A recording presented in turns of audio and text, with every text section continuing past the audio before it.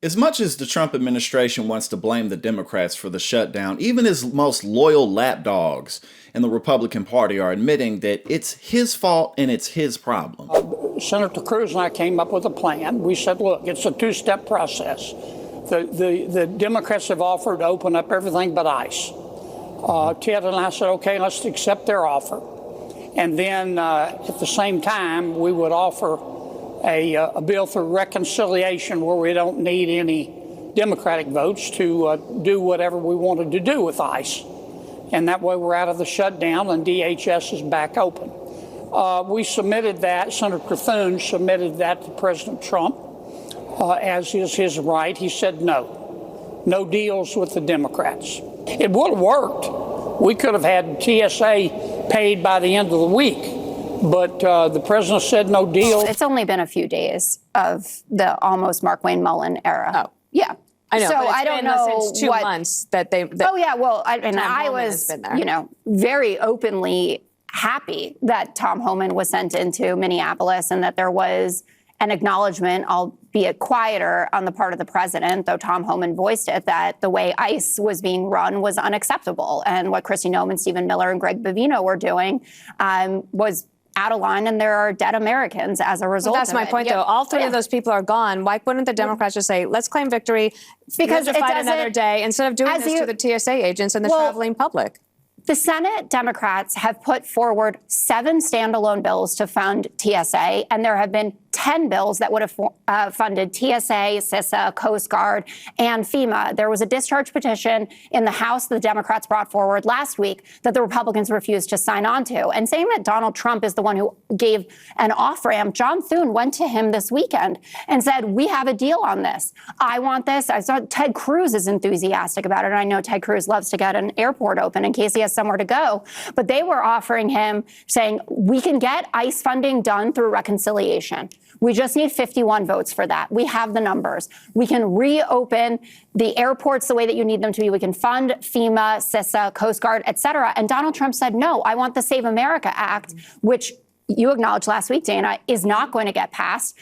John Thune says it's not going to get passed. Abolishing ICE. And it's not. Yeah, but that's not what Democrats are talking about right now. They're saying you want to fund it, just fund it. There are bills on the floor to be able to do that. Republicans are refusing to do it.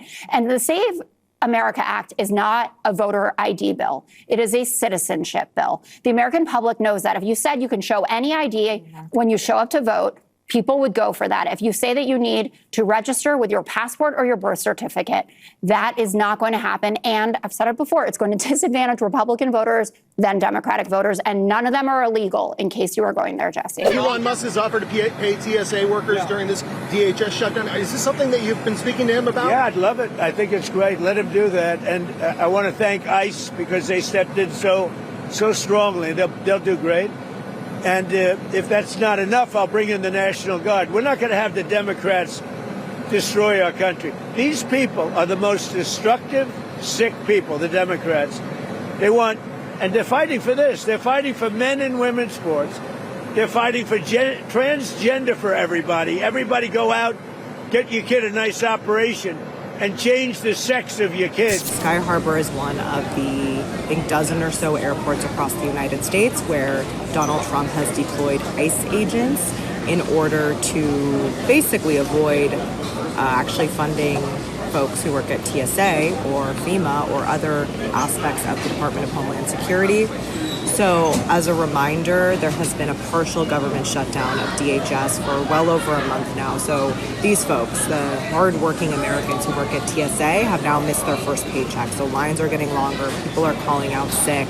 And instead of negotiating a solution to this, because there's been solutions, the Senate has tried relentlessly to separate out all of the other aspects of DHS, take ICE away out of that package and fund everything else, and Republicans refuse. And actually, Donald Trump personally told them not to negotiate. We as House Democrats also have a discharge petition on the House floor. I'm signing today. We just need a simple majority, so a couple of Republicans to get on board so that we can do the same on the House side. But instead of doing any of that, instead of, compromising, negotiating, making any changes to ICE, which is what this fight is all about, after ICE murdered 2 U.S. citizens in broad daylight in the United States of America, this is what Donald Trump chooses to do, send ICE to the airports.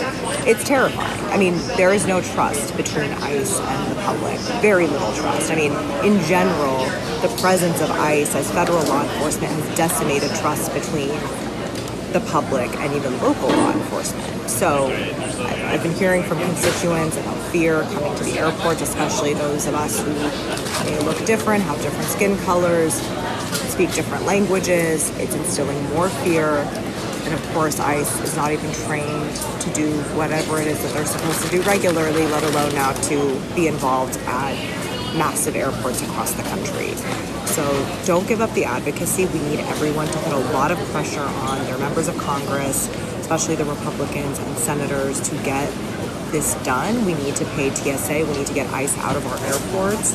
And I would go so far as to say that Donald Trump is testing the waters of how he's going to send ICE to polling locations in November and how he's going to try to scare people from coming to vote in November.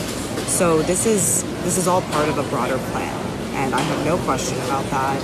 And we need to stop it in its tracks. You know, the other place that we're looking for potential agreement is on the Department of Homeland Security. And so as we're talking about that potential deal, the White House border czar Tom Homan is also saying that there will be more deployments of ICE agents to U.S. airports after agents were stationed at 14 airports yesterday, including in New York, Atlanta, Houston, and Chicago. The Trump administration says the aim is to help backfill the understaffed TSA, which has led to extremely long lines at several locations amid this ongoing partial government shutdown.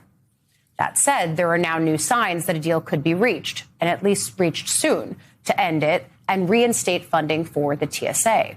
After a meeting at the White House last night, Senate Republicans now believe President Trump is willing to accept a potential deal to reopen the Department of Homeland Security, even if it doesn't fully fund ICE. That's according to Republican senators briefed on the meeting. Making sure the TSA agents get paid is something that Donald Trump is likely going to have to cave on, because in the midst of the Iran war and the rising prices on diesel, how that's making everything more expensive for everybody, airports being shut down and unable to use is just a strain and a pressure that this country just simply cannot take. People can't handle this. It's messing up people's, business meetings. It's messing up transportation for products and goods.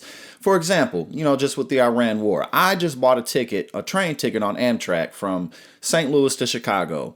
That ticket normally costs $35, but because trains run on diesel fuel, I had to pay $100 for this ticket one way.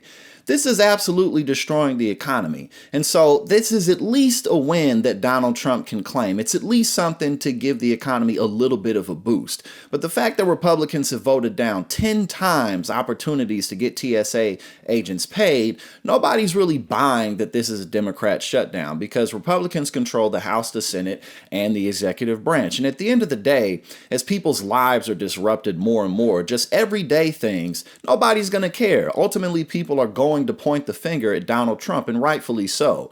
And so more and more as this pressure continues to build up, I think it's very likely that Trump's going to have to cave, at least on this. We're not going to be able to pull ourselves out of the war right away or anytime soon, but at least on this, he can get somewhat of a moral victory. So nobody's buying it. It's causing massive and major issues, and this is just something that the country cannot stand for very much longer.